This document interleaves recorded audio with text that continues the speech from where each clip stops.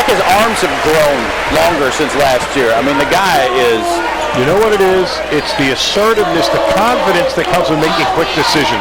Caught the ball, made a quick decision, and just absolutely blows by the defender before he can react, and that's good enough to get to a dunk. Drew, that's what it comes down to. Just a quick recognition of what the defense has given you. This will be the end of it, but he's already right there. He's already made you didn't see what led to that. He caught the pass, instantly recognized what the defense was giving him, and made a quick, assertive move. That's the difference between a freshman and a sophomore, recognition and how quickly you react to it. I don't know that we saw a dribble drive like that from him last year the whole season. I mean, he was the guy who put it back up in energy, but to put it on the floor. Well, that's all part of the development. There's some scouts in the building tonight, and I'm sure they don't mind sitting in. One of them sitting a couple seats down from us here. Yeah, Louisville fans would recognize him, that's for sure. He was scouting for Oklahoma City. Former Louisville assistant Ralph Willard's in the house.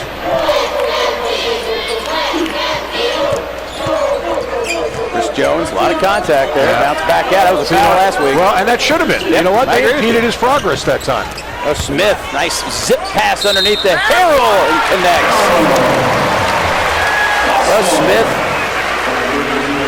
with assist number 6. Harrell will go back to the free throw line, and the Cards have really come out strong out of the locker room.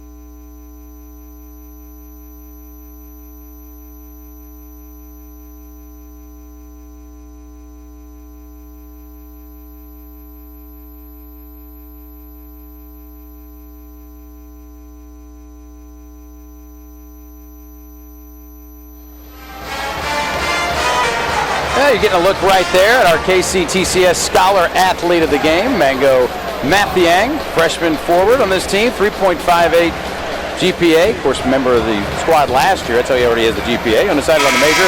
Born in Sudan, Africa. Lived in Melbourne, Australia before coming to the U.S. He's been all around. Chose wear number 12 because he's a Dwight Howard fan. Okay. KCTCS Scholar Athlete of the Game. Very nice. You mentioned some familiar faces in the stands. There you go. There's Ralph Willard. Yes, now scouting for the Oklahoma City Thunder in the NBA. Still misses the coaching side, I'm sure of that. He is a lifer and did a great job. It was a terrific job as a head coach at Holy Cross and did a great job helping out here as the assistant for Rick Pitino. Gotta like what he sees from Montrezl Harrell. My goodness, he's got to be just climbing up draft boards, all the different skill sets we see from him. As the shot is missed over there by Whitaker. Nice pass. To Russ Smith. The dunk. I'll tell you, Chris Jones just makes good, simple decisions.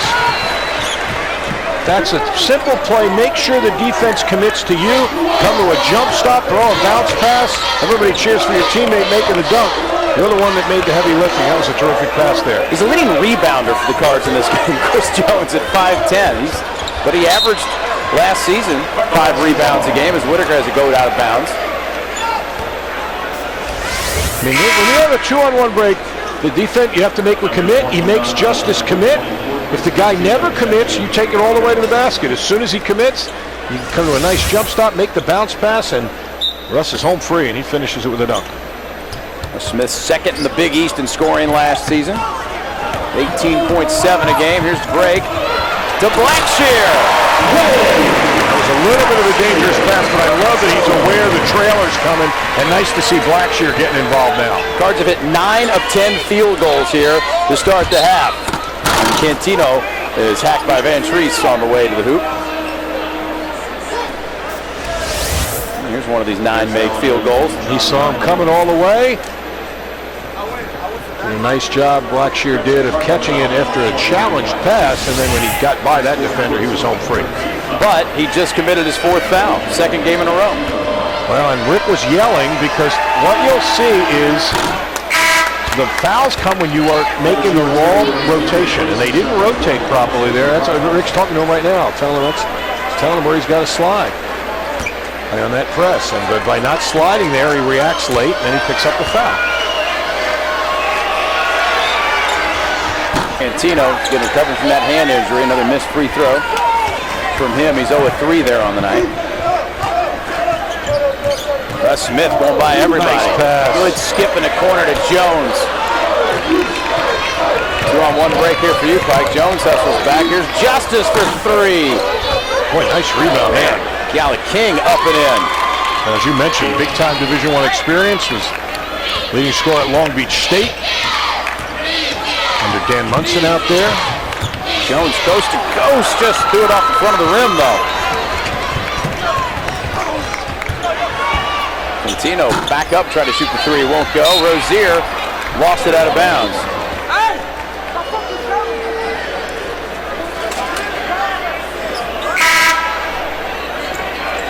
Jones going to get a break here, and well-deserved break. He played very well. Gets a handful that goes out. Oh my goodness, look what we got here. Kevin Ware, an unexpected move, is at the scorer's table. We were told he would warm up tonight, but probably not get into the game. Unless he's just changing to get a better view of what's going on, he's going in the game. Well, you can forget about what happens on the court. Here, somebody fouled so we can see this. As that shot is up and in by John Nunnally, and a timeout. Kevin Ware's checking the basketball game. Listen in.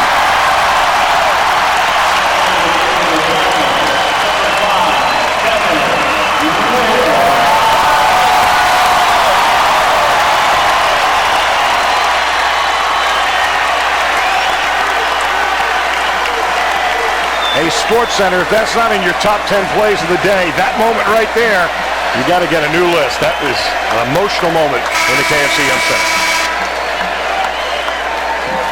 He is our Subway sub of the game. No question about it. Kevin Ware, even though he has yet to officially play, this is a moment. You go back to Easter and the game against Duke and the reaction on the court, the reaction around the country. I cannot believe he's back this quickly, honestly. Wow. And Russ Smith telling us before the game that he feels like Ware jumps higher now than he did before the injury. He wouldn't be playing unless they were 1,000% sure this guy was healthy. If he scores, this place is going to go nuts. It better be the top play on SportsCenter tonight. You couldn't agree with you more. It's really an inspiring story. We throw around words like inspiration sometimes a little too carelessly, but boy, this is, because that was a garish injury. I got chills. I mean, I'm amazed that he's in. I mean, we knew, you knew it was going to come. He's been in practice this week, but to see it after what everybody saw on the road to the Final Four, that regional final last year, people are standing up around the arena. There's a buzz about a game that otherwise it would be 65-38 you certainly wouldn't normally have. whatever set play you got for number 5, let's use it, but the shot clock does expire.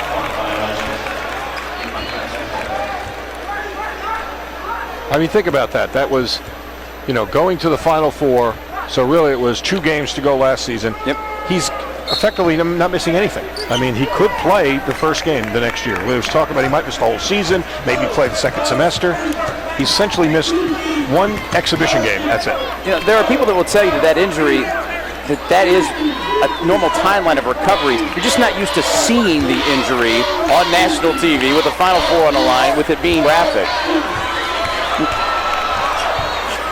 But he is on the court right now as Cantino gets the shot. I mean, he was a nationwide celebrity. Did the Letterman top 10 the week of the Final Four.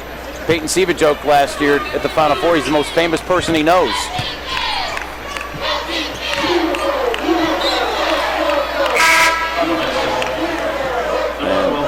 And Kevin Ware in the basketball game. To do so much rehab and to go through the mental side of that is tough as anything else.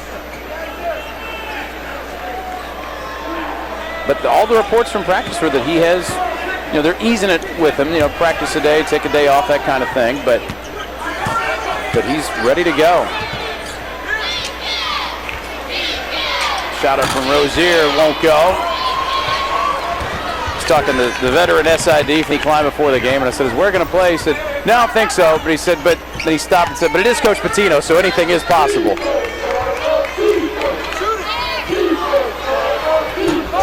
And that shot missed by King up top. John Nunnally on Tim Henderson. And Henderson just harassing him defensively. So plenty of time on the shot clock. And here is Keala King, all kinds of contact. Really, that was another one. It's a different officiated game than we saw a week ago. It's a different strike zone. We showed Ralph Willard a few moments ago. Well, get an assist anyway. Oh, if they'd gone in, we got the scorebook. Everybody in America wanted Kevin Ware to shoot that. Everybody in the arena, everybody in America that could be watching us. Ralph Willard was saying is get the hands off the guys cutting away from the ball. That's when you'll create flow. Like right there, you got to allow cutters to go through there. You can't just stand them up like a football game on a 3rd and 1. That's a charge. That's a good call. Good charge on Tim Anderson. So we'll head to break. Everything taking a backstage seat right now to Kevin Ware checking into this game. The Cards all over Pikeville by 23.